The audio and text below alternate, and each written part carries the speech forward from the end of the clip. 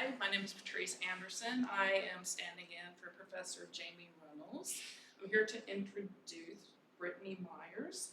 She is a current MFA grad student in our Visual Communications Design program.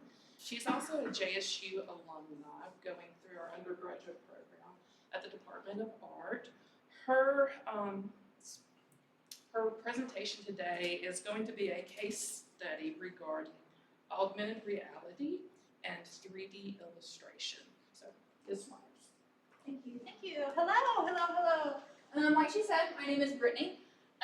So when I'm going to take you through a case study, basically I made this project and I documented everything about making the project. And the reason why I decided to do this is because the process that I went through to make it isn't super well documented on the internet.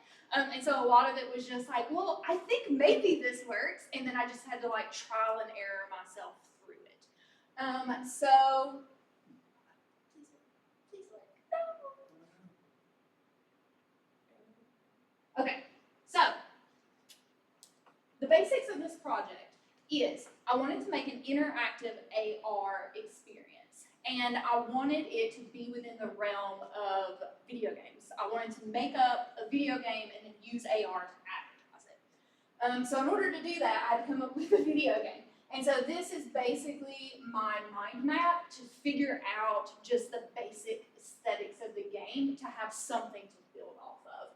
I found while I was doing this, a really, really powerful question to come up with ideas was, but why? We did this, okay, but why? It's like this, but why? And that was a really, really powerful thing. What it ended up being is Mystery of Sweetbriar. So I'll just read it really quickly. Sweetbriar is a quaint town nestled just outside of a large forest where a mysterious illness has been plaguing the residents. You, the town healer, receive a letter from your grandmother to venture forth into the forest to seek her aid. And so I took this basic concept for a game and was like, okay, this is all I need. Now I'm going to make advertising for it. So AR, I wanted it to be interactive. I wanted it to be 3D. So the next part was concepting. I came up with Miss Granny Sweetbriar here, our bunny grandmother, some plants. I just went through a couple of things. After a while, once I nailed down Granny Sweetbriar's like shapes and everything, I went through colors. This is just a small selection of the many colors that I tried on her. And so now that was all pre-production, and so now this is like we actually have to make the thing. So something about AR that is different than like video or pictures is that AR, like video games and VR and other things like that, is real-time rendering.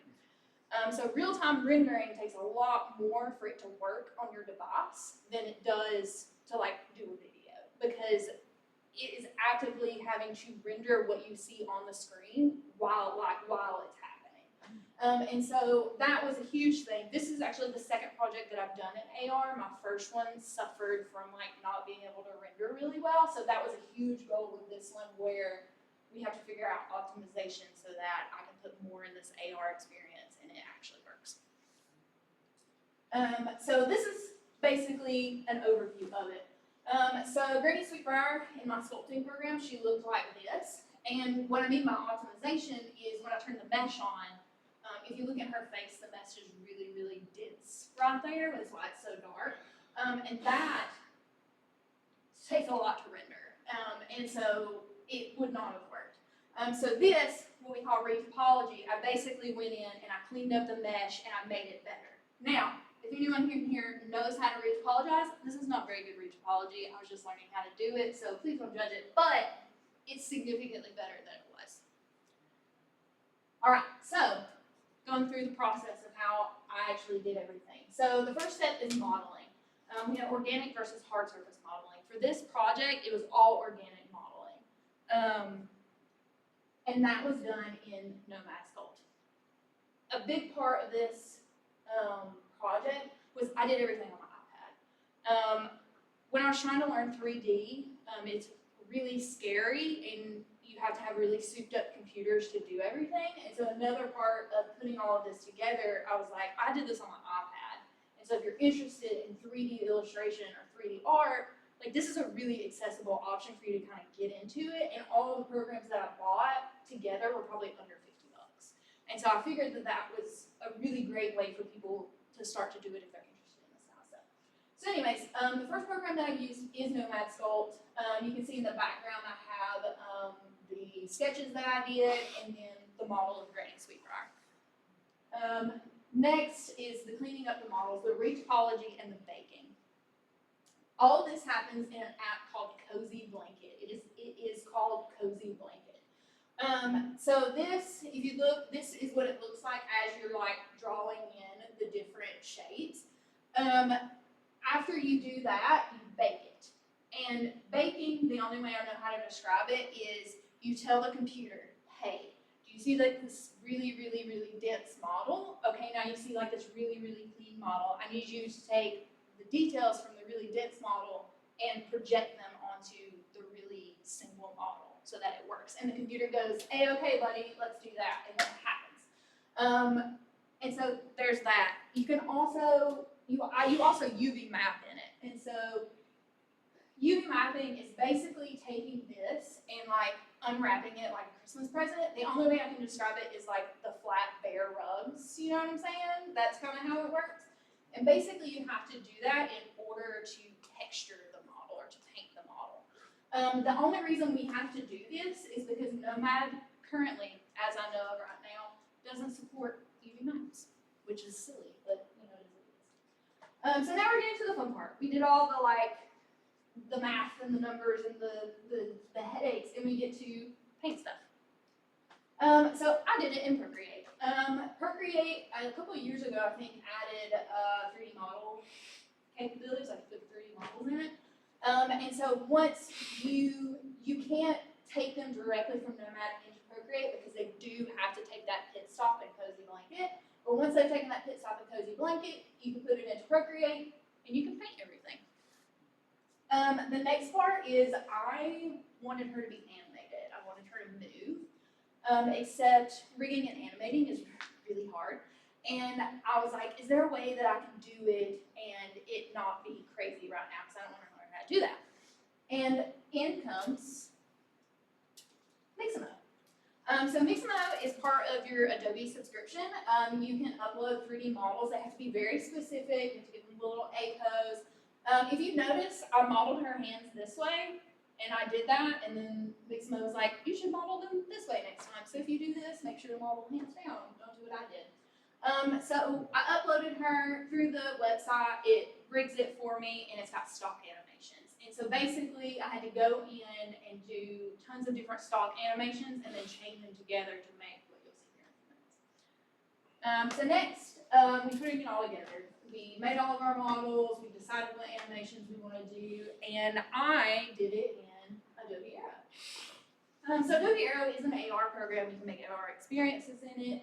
It is still considered a beta application. It's not that great. Just gonna be honest with you, it's not that great. It is very finicky, but it's easy to like figure out. So the way that I was able to make this work, they have a visual scripting program. It looks really complex, but it's incredibly easy. It was probably the only program I didn't have to like Google or YouTube to figure out. So if I don't have to Google or YouTube it, anybody can figure it out. And this is what it looked like.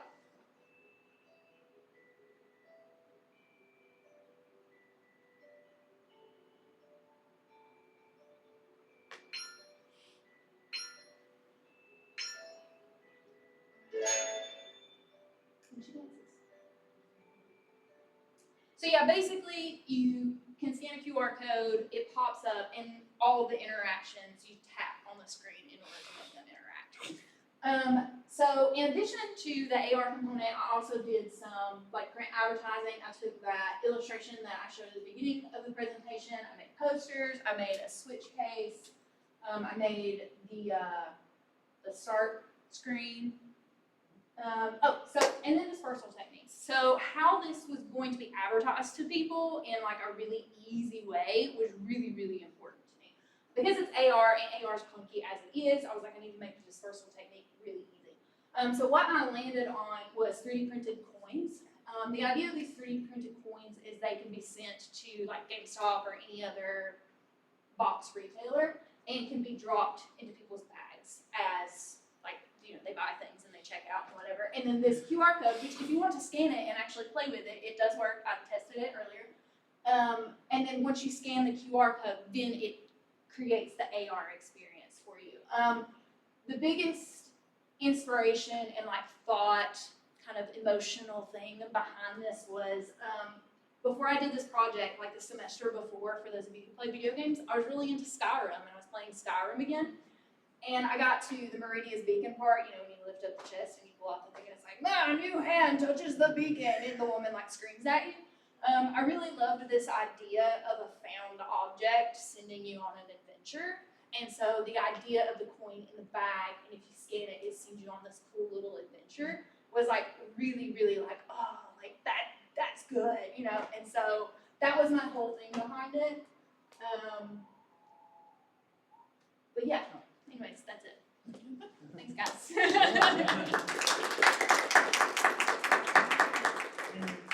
questions? Yeah, do we have any questions? If you had to do it all over again, what would you do different? I would just probably make things more efficiently, because I know a lot more than I did then. Like the plants and things, I actually modeled them, but now I know SpeedTree, which is like a program that is specifically used to make plants, but like make them for real-time rendering. And so I probably would have redone the plants like that. I would pull the hand stems out, stuff like that. Just made it more efficient, yeah.